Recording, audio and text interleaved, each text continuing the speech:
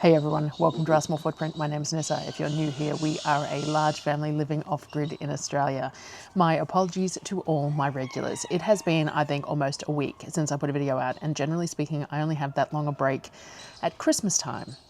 But we all knew that this new job and everything else was going to create some upheaval in my routine.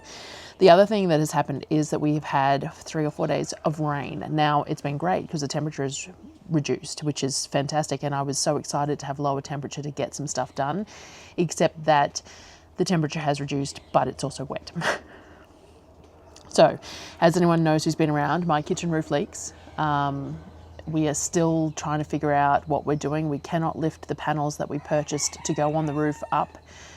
Darryl and I can't do it. Darryl has a lot of problems with his shoulder and he's been going to the physio and stuff, and it's very much improved, but I'm not good on ladders, and the panels are very heavy. They're 100mm panels that we got really cheap because someone had hail damage on them, and they were just perfect for this section, but unfortunately we just haven't been able to wrangle help, and then we've got dogs in the yard, and it's all been, yeah.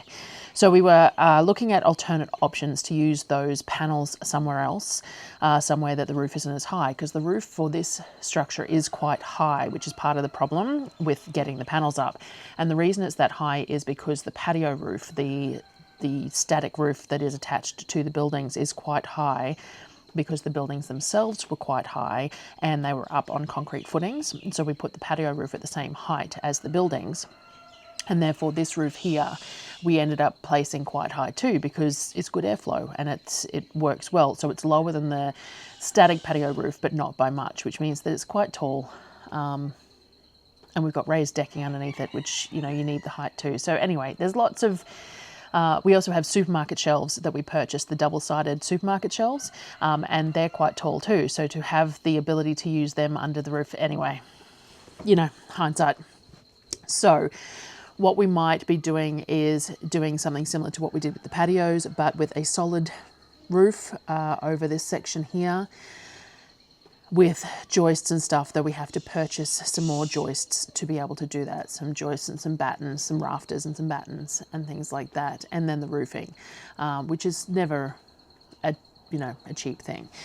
But we also have committed to half a beast, half a cow, that is next weekend. So we have, that's an outlay that was, you know, an extra thing that we hadn't really budgeted in until I had heard about it. Breland Homestead, I did link them, one of the last videos, I'll try and remember to put a link in again, is in Clifton, and they had some spare, they were processing some steers and they had some spare sides, so they contacted me and asked if I wanted some. So we have purchased a half a side of a cow, which brings me to the other factor that I haven't been doing much, and how much I've got to do. So today's video, I think I'm just going to run everything together, but it'll end up being 2 videos worth. So it'll be, I'm not sure. I think so. I think today's stuff I'm going to edit and put out tonight. But I think it's going to run on to another couple of days. I don't think I'm going to get everything that I want to get done today, but I don't think I want to hold out and make it and try and film 2 different videos at once, because that's the other option, is to film 2 different videos the same day. And I'm not very good at differentiating them and making sure that they follow on correctly. I did film some stuff last week. We smoked a big pork roast and I filmed doing it and everything, but I didn't end up filming any other content to put with it. So I've got that somewhere to add as well, because I pulled the smoker out again and we did the smoked pork that everyone really has been asking me about, because we haven't done it lately. And I did it, but then didn't really film anything else. So getting everything sorted has been hard, and then it's rained, and then, yeah, we will get there. As I've said before, taking on this new job, if I still don't maintain YouTube, isn't going to benefit me. The whole point was to increase our income, not replace the income. So the idea is that I still need to do 2 or 3 videos a week on YouTube and try and get my website going. Everyone's been using my recipes a real lot lately, and I know that if I can get more things up there and get the traffic there, I can actually earn some money from the website as well. So I need to work on that, as well as maintaining, say, 2 videos a week on YouTube, as well as the new job. Now, I do get school holidays off because I'm working at a school, which means that I have the potential to catch up on a few things and perhaps get some stuff filmed in advance, but that's not really my thing. Like real-time videos, real-life videos are more what I do, so we will see. But I do get school holidays off, and there is some big canning jobs planned as well when it cools down again, as well as some big projects. So we'll see. As I said, I'm not real great at maintaining different sets of video. Like I know a lot of people will do like a video over 6 months and then put it out. That's not really, I'm not very good at it. I don't have a whole lot of storage on my computer.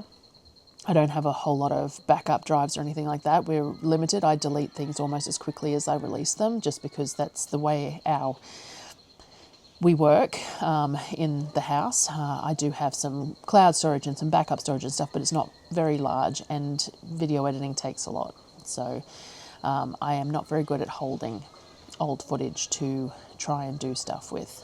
Once it's on YouTube, I pretty much delete it. So anyway, today, weather is slightly cool, but I'm still going to do some baking. So what I wanted to do was some more savory scrolls. So that was the other thing. We got the hamper yesterday, the monthly Aberdeen Food Pantry Hamper. So I need to show you guys that. I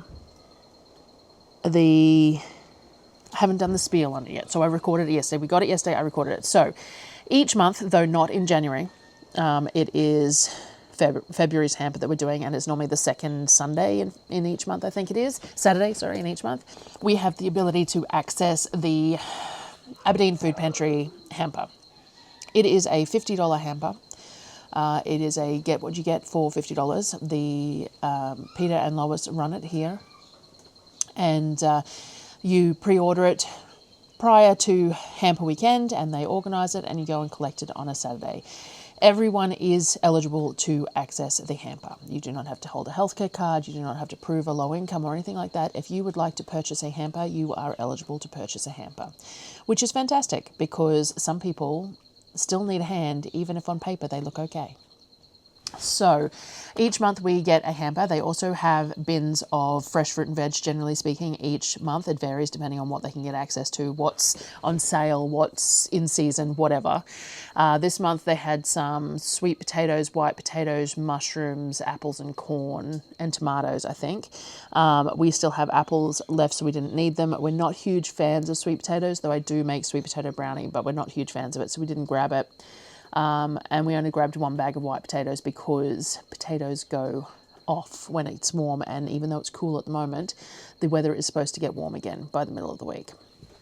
But we got plenty of mushrooms, though I can't dehydrate them at the moment because of the weather, so we will see. We might have to freeze them, but that brings us back to the fact that I need to empty the freezers out.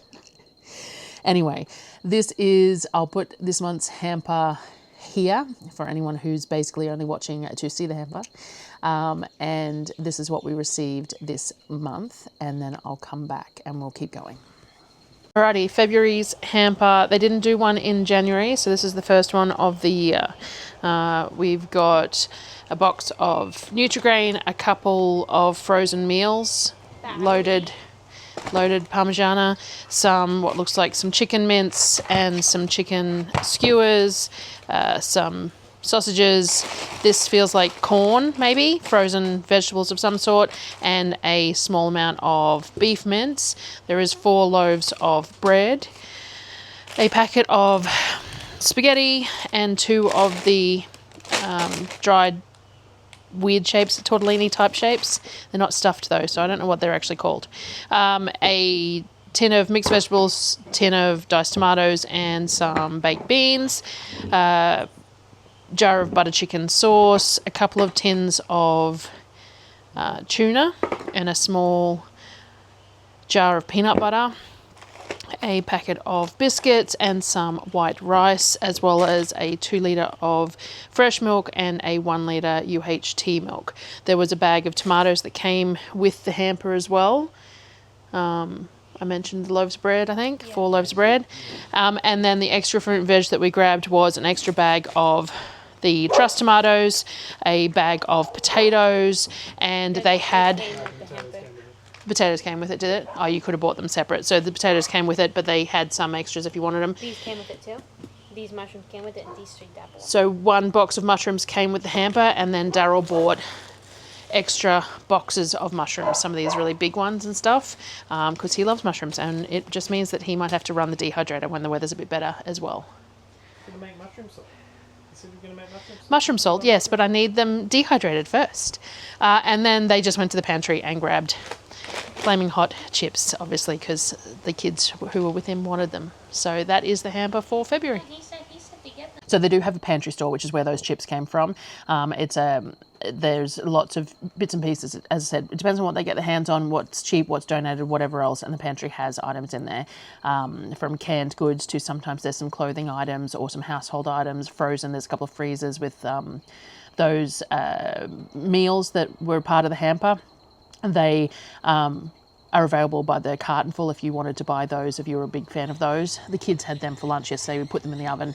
There's only microwave instructions on them, but we just stuck them in a cast iron baking dish with foil over them and stuck them in the oven, and the kids shared them for lunch. So, but yes, so that was the hamper this month. I am going to need to do something with all the mushrooms. Yes. So generally speaking, I dehydrate a lot of them because I'll use them as a powder or rehydrate them for whatever purposes in meat pies. Darryl loves mushroom salt, so I dehydrate them, grind them up with some salt and some thyme and some spices, and he uses that as a seasoning salt. They're good in soups, sprinkled over soups, all that sort of thing. So I will dehydrate a whole bunch of them, but I cannot do that when the weather is overcast because we do not have enough power to run the dehydrator as well as everything else. We do have the generator that we can run, but in this kind of weather, even the solar struggles enough that we really need the generator to just maintain the solar anyway. So I don't run the dehydrator in bad weather, but that's fine. Worst comes to worst, I can always freeze it, and I can dehydrate it from frozen. It's just that it'll take a lot longer because of all the water. So and it won't be as neat and tidy. So we will see how we go. It's nice and cool at the moment, so they will last quite well regardless. So yes, I'm going to mix up I was going to mix up some dough. We have some ham that's left in the fridge from, it's coming up to 5 days old or whatever. It needs using. It's fine, but it needs using. And I pulled some rotisserie chicken out of the freezer because what I was going to do was make a batch of the Savory scroll dough, and I was going to do some ham cheese mayo and chicken cheese mayo and try those out. Now, the other thing, I won't do it today, I might do it tomorrow. The English muffins have been a hit out of the freezer. So when I first made the English muffins for the freezer, I tried filling them and we were using them that way. It didn't work. I was making breakfast sandwiches out of it. They took too long to heat. No one was a huge fan. The eggs went a bit bouncy. It didn't work. And so I sort of went, and then I made English muffins not that long afterwards and tried cutting them in half and storing them in the freezer just in halves and telling them they could make them with pizza toppings and put them in the oven, and they really liked that. But what they've actually taken to as well is basically just toasting them in, we've got a Jaffler, one of these, a stovetop Jaffler, which I might buy a second one of as well. It's just a camping one. I'd really like a cast iron one. For the moment, we're just using these cast aluminium ones or whatever they are, but they're inexpensive. Cast iron one would be nice though. Or in a pan, they're just toasting the half muffins and then having them with ham and cheese or whatever, or just with jam or whatever, just having them as English muffins, and that's working really well. Especially as we come into cooler weather, they like hot breakfasts. So I need to make more English muffins now that I know that they will be eaten to go in the freezer. But we also have a half beast coming and the freezers are really full.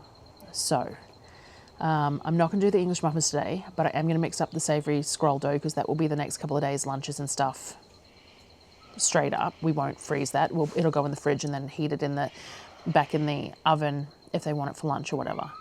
So first up, let me mix up that dough. And then what I need to do is I need to sort the freezers out. So I really hate showing you guys the mess up in the top of the house where we've got all the storage, but I'll bring you along to have a look at what we're trying to sort out. I'm going to grab some totes. It's nice and cool today, so I'm going to pull stuff out. load the totes up so that I can rearrange and see what's in the bottom of the freezers. I might feed some stuff to the animals because sometimes the stuff gets stuck in the bottom of the freezers because it's useful. It can be used for something. But if it goes in the bottom of the freezers and I don't go looking for it for 12 months, perhaps it's not worth taking up the room, especially not when we need the room. That's how I look at it. I might need to can some of the fruit and stuff too because we've got a lot of fruit in the freezers at the moment.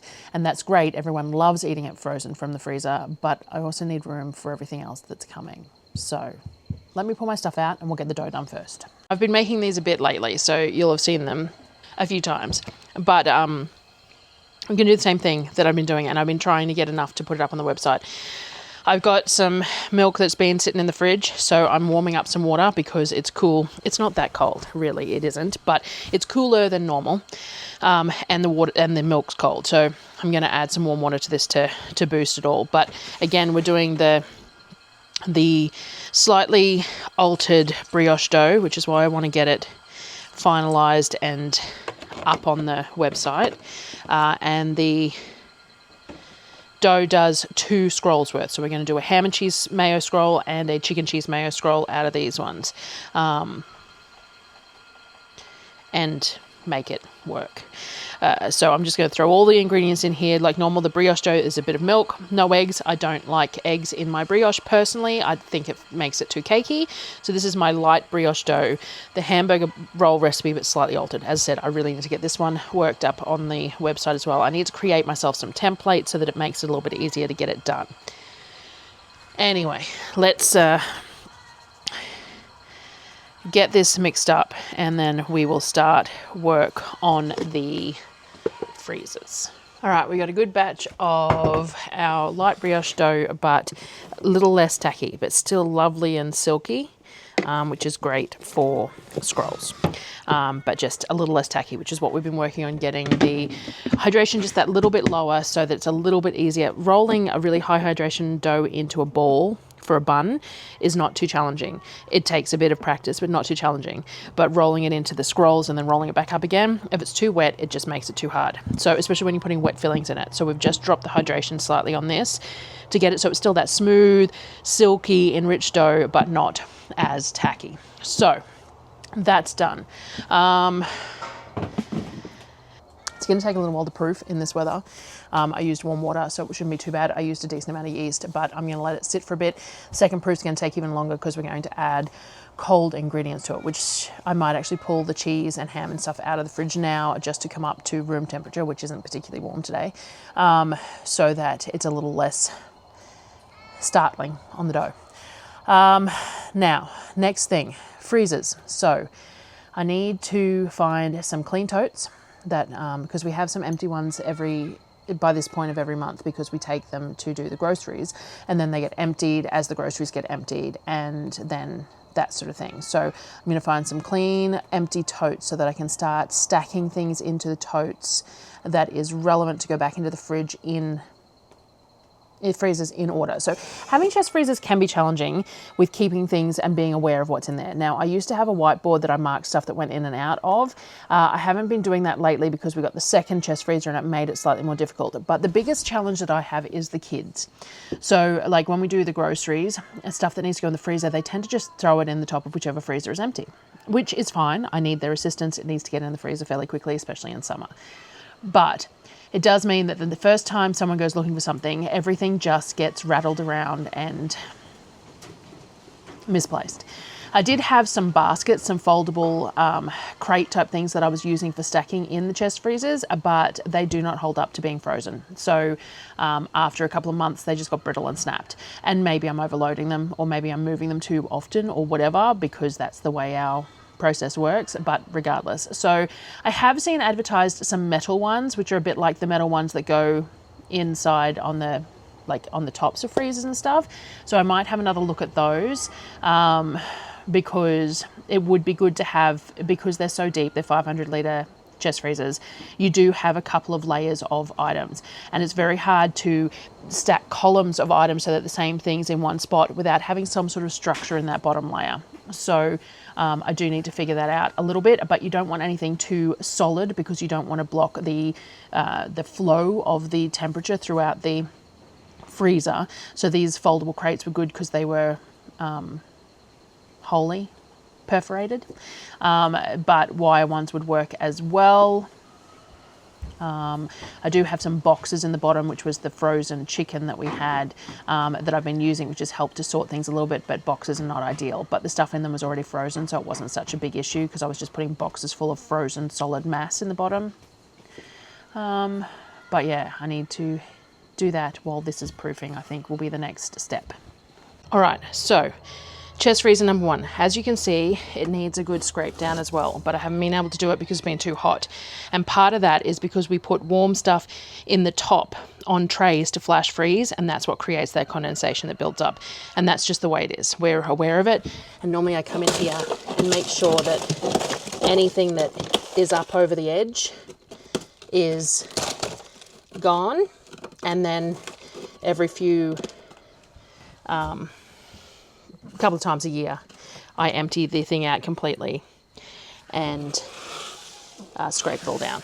So what I'm going to do is 2 totes here that are empty. I'm going to fill one with fruit, basically, because that's what I think a lot of the bulk is that I need to reorganize and decide if I need to can some of it. So like I've got this bag of lychees, there's the bag of figs there, both things that I have put in the freezer with the plan to do something with, but haven't got there yet. And this may force my hand a little bit. As is always the way, I start a job intending to only do the bare minimum required and can't help myself. So I've been giving the sides a good scrape, not to completion, but making sure that there's a gap between the edge and where the ice is starting, and getting this sorted. And I'll give everything a wipe down when I close it so there's less condensation to freeze up. But I've also been ripping boxes out of the bottom and, you know, anyway.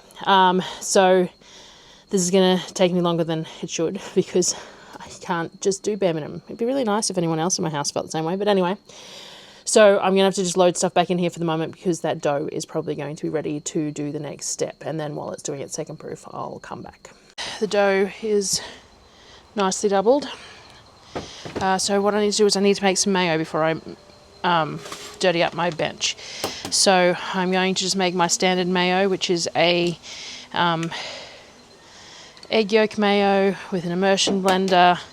You can use the whites. I don't, but you're perfectly welcome to. We just feed the whites to the animals. If I'm low on eggs, I will, so I've got mass of eggs without using just the yolks. But because we have plenty of eggs at the moment, I like to just use the yolks. Now, I actually prefer to use duck egg yolks, but we're not getting many duck eggs at the moment. So I've got 4 egg yolks in here. You can use as many as you want, depending on how much mayo you want. They are what's going to make your mayo thick. So the more yolks you add, the thicker your mayo is, so the more volume of mayo you'll get to the right consistency, if that makes sense. I use Dijon mustard, though I need a tea towel and a spoon. I think Darryl did the lid up on that, and my hands aren't good at the best of times. So we're going to use a generous amount of mustard. I like a generous amount. We're going to use some cowboy candy because I like the spice, the little bit of sweet, all those things. I may as well use the end of this jar, so I'm going to add a little bit of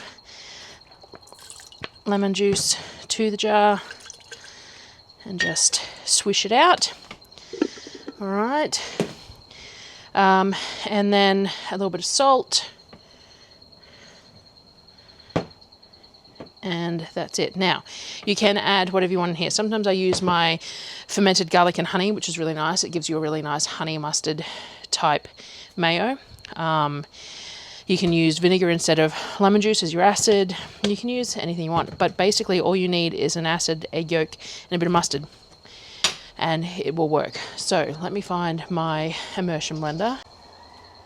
And I've got some videos making mayo, but this is how I make it. So I use the Kirkland's olive oil. This is the main purpose that I buy this particular olive oil. It's a mild blended olive oil.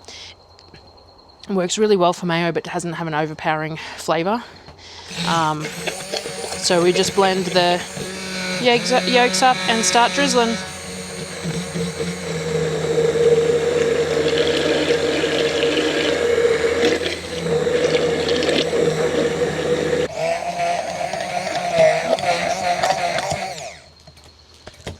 Alright, so with those 4 small chicken egg yolks, I've ended up with around about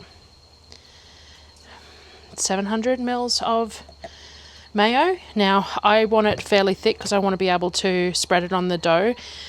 So depending on what you're using it for, depends on how thick you want to leave it. Adding more oil will thin that out.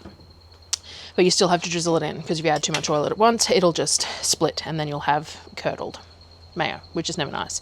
So, done that. I need to get a spatula for that.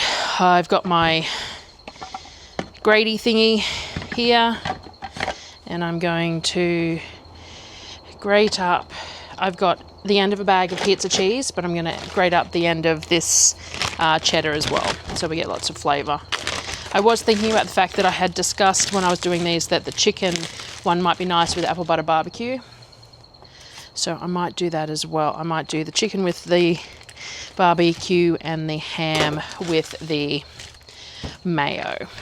That is the last of the olive oil we've got left for this shopping trip for some reason. I don't think I bought any because we hadn't been using it as much, but then we've used it more this month, so but that's all the olive oil I've got left until next shopping trip. So I might use barbecue sauce with the chicken one so as just not to use all the mayo up, because we're going to run short this month, perhaps. Or we might have just the right amount, who knows. But I hate running out of things, so it's on my list that I definitely need to buy olive oil next shopping trip. Now, you can make mayo with melted butter or with bacon fat or with ghee.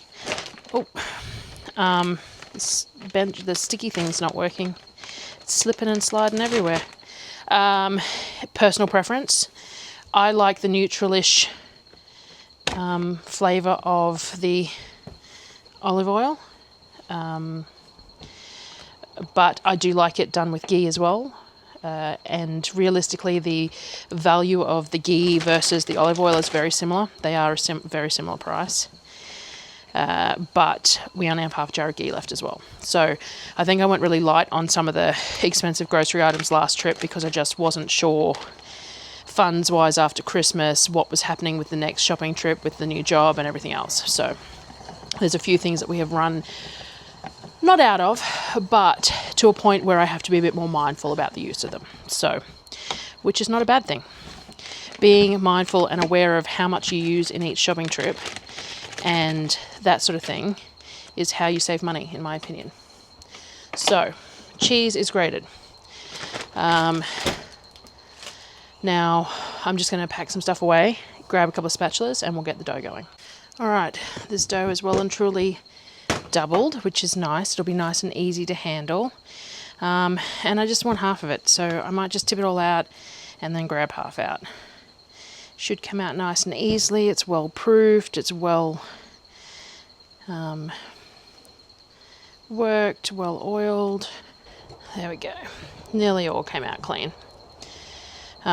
So all I'm going to do is bring it in and pick it as around about half. I used my dough scraper I was using to scrape out the freezer because I wanted plastic, not metal, so I don't damage the sides of the freezer, but it means I'm stuck with this crappy one.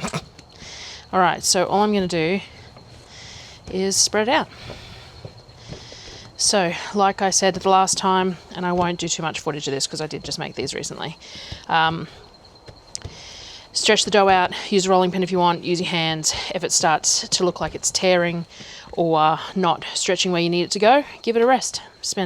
Walk away for 10 minutes, give it a light dusting with oil, and then come back because it just needs to relax a little bit. So this will stretch out to the full white circle in my Thermomix mat, which I think, I never ended up checking, is about 50 by 40.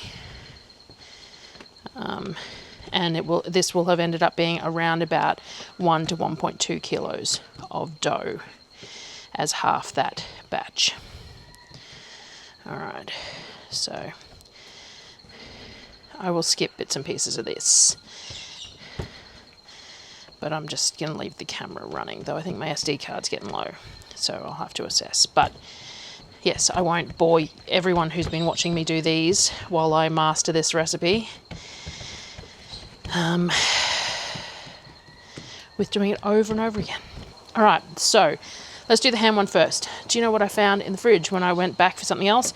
The rest of my onion jam. So this is going to be amazing. So I'm going to do mayo. I'm going to do what? Say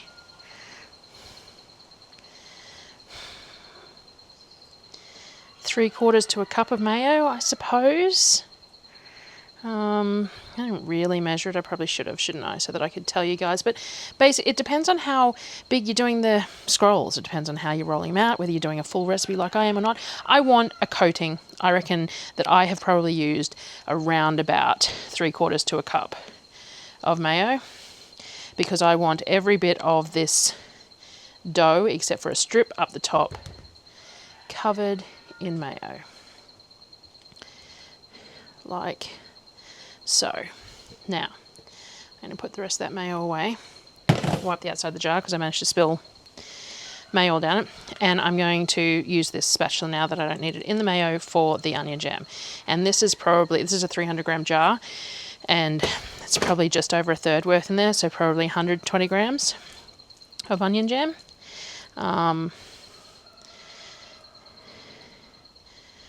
And I reckon you could use more, but this will add a really nice bit of flavour to these rolls, if you like onion jam, which I do. And so we've got that sweetness in the mayo from the cowboy candy, and then you've got the sweet of the onion jam in there too. So if you're not into that, that's, you know, but you could sprinkle just straight onion on here. I just really like sweet onions. So we're just going to spread that out. I think that's good enough. Like that. Let me wipe my hands. All right, now I've got whatever ham is left here, and I'm just going to make it work.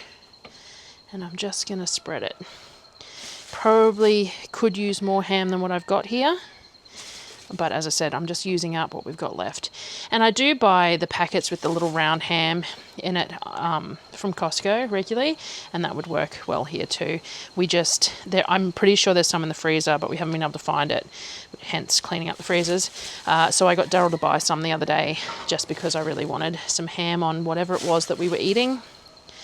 English muffins maybe? I don't know. Whatever it was, I asked him to grab some ham from town for me, and he did. So this probably isn't too bad an amount.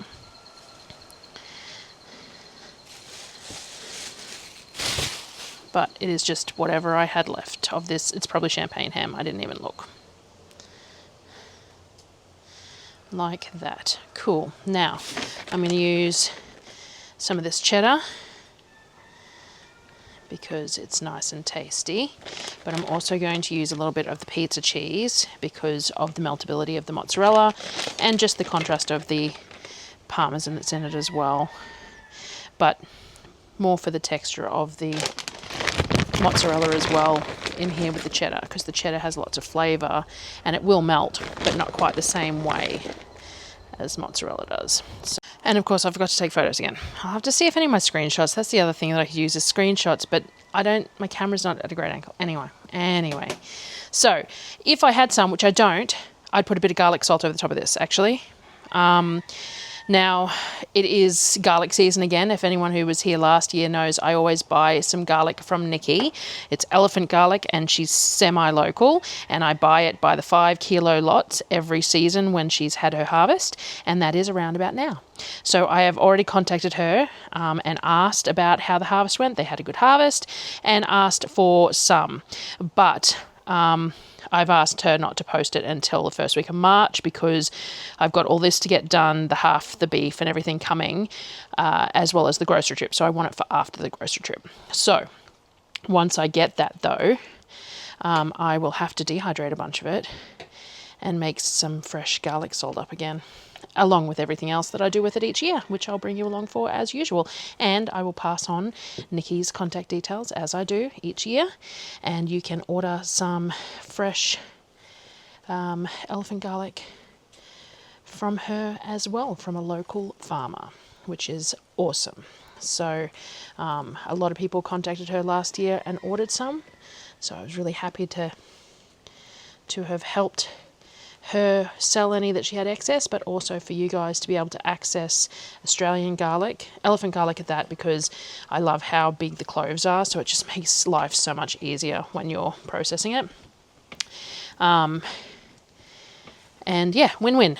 Okay, so this is stuffed nice and full, which I did on purpose. I wanted it stuffed nice and full. Now, the last time I did these, I used those smaller trays, and we had issues because I only fit 15 on the tray. I don't think I want to do that. I think I'd like to stick to the 16 because it's nice and easy to measure.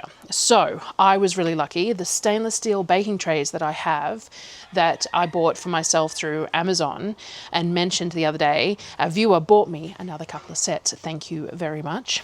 I don't tend to mention people by name because sometimes I forget, but because I don't know if you want to be mentioned by name. So thank you.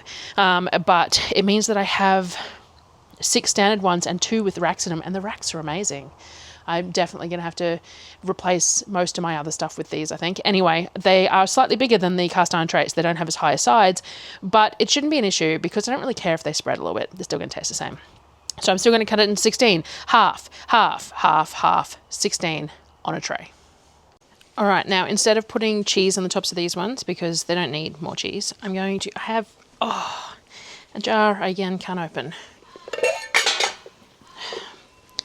I have these toasted sesame seeds from when I made chili oil last. I'm going to put these on, and I'm going to use a tiny bit of flaked salt, just because I think that works really well with the flavours in this. I'm thinking about what I'd like if I was serving this up on Turkish bread or sourdough or something, the kind of flavours that I'd like with that. I know, a bit fancy considering the kids... Oops, sorry, puss. The kids are probably the ones who are going to eat the most of it, but I will have at least one. So, you know, we have Maldon flaked salt, so I'm just going to couple of flakes on the top of each roll, like that.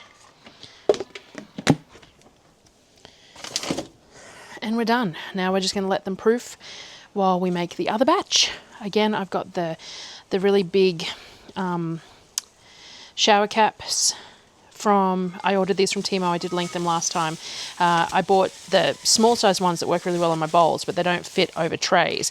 And I actually bought myself some food grade material to sew some for over my trays, but life got away from me. And my sewing machine needs servicing. And anyway, I use these. Most of the time you only get one use out of them. They are that flimsy, which is unfortunate, but I do try and reuse them over the tops of jars or whatever is needed, but it is what it is. You need something to keep the moisture in and the heat in, and plastic is it, and this is a lot less wastage than trying to wrap a tray like this with cling wrap. So large size ones from Temu are working. So that's the ham ones done. So now I'm going to repeat the process, but I'm going to use my apple butter barbecue sauce, and I've got shredded rotisserie chicken from Costco, and cheese. And if I had have thought ahead, I probably would have done some bacon, but I'd like the bacon cooked. So I'd like I would have fried up probably some onion, bacon and chicken together and then chilled it and used that as the filling. I think that would be really nice. And if I get some more rotisserie chickens, I might do some of that mix up before I freeze it, and then I can just defrost it and use it as the mix.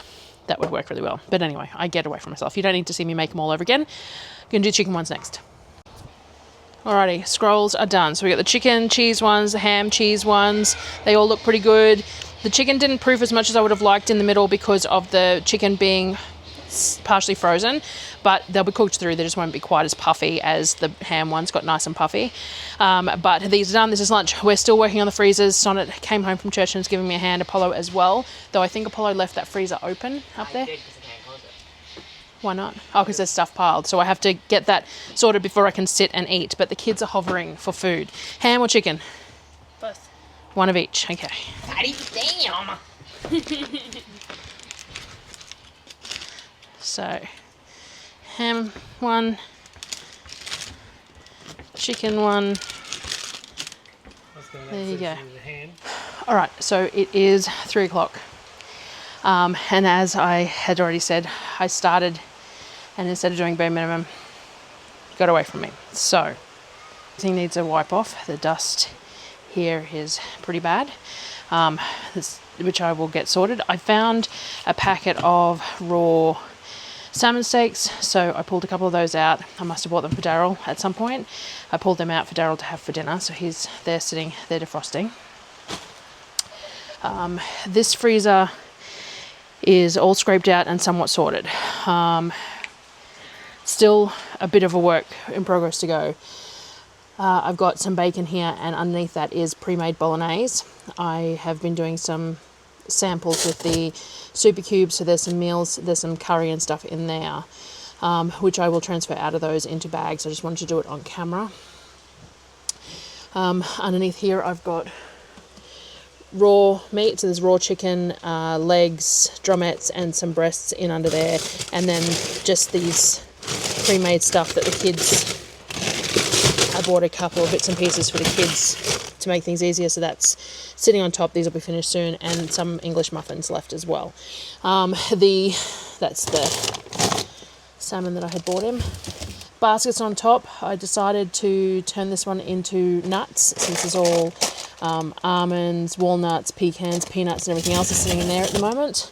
And then this one is constant access stuff. So there's some pasta there, there's some rotisserie chicken, there's some roasted garlic, things like that in that one. Now, I still have a row of fruit here, but I want to move that to the other freezer because I want to keep all the fruit in one freezer. So I'm still working on that at the moment. And then on this side, we've got all the excess gyoza. There's that's some minced garlic. This is riced cauliflower that obviously I was having a bad day and I froze it all in a gallon bag, which is not the greatest thing to do. And then we've got the kids' Ninja Creamies. There's a family meat pie in there that I have baked and needs to be cooked. Prawn shells because I want to make that seafood stock, and that bag of prawns as well. So that's what's in this one. Plenty of room in here at the moment, but still not ideal for putting half a cow in, but we're getting there. I have here a whole bunch of chicken bones, so I'm going to go and put a batch of stock on. It's awfully late in the afternoon to start it, but I also I suppose I could probably just throw it all in the top of the freezer again and do it in the morning. I don't know, I'll make a call. There's some shredded carrot that's in a bag that has the vacuum spawn on it, and there's some celery in here as well to go in that. I moved all the cheese products, I missed these ones, but I moved all the cheese products down to one of the other freezers. I've got a crate here with some fruit in it that I'm going to use up fairly quickly. This bag of mango cheeks was frozen in such a way that we haven't been able to get it apart, and because it sat out for 15 minutes 30 minutes while I was doing stuff, some of it started coming apart. So I think what I'm going to do is I'm going to use this up with some of the other bits and pieces of fruit.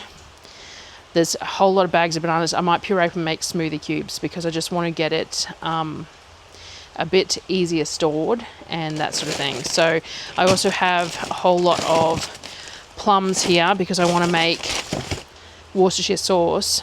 So I pulled all the bags of plums out because that's what they were kept for. And I also found a bag of what I think is roasted sweet potato, which I use for making sweet potato brownies and things like that. So I think I'm going to let these sit so that I can use them once they're a bit softer. So I've got them aside. I did the same thing, scraped down this whole freezer. I wasn't going to scrape down, but I did. I even pulled all the crates out, cleaned all underneath the crates and everything else. So we have a few things in here. This crate is all vegetables. There's some mushrooms, some zucchini, some cauliflower rice, bits and pieces like that. I think there's some ginger in there as well. This crate is some miscellaneous bits. We've got a pork roast that's been cut up so it can be put in the pressure canner.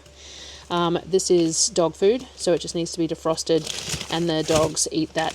That's the carcasses of chickens and stuff that's been ground up into a paste, and then I've frozen it to make it easier. There's a few other bits and pieces in here. I'm still sorting it. We've got some caramelized citrus peels. There's a bit of what looks like celery and things like that. So we're still figuring out a little bit where things go, but we're getting there. I moved all the chocolate products into the top of this basket here, all our chocolate chips and things like that. Spinach pesto.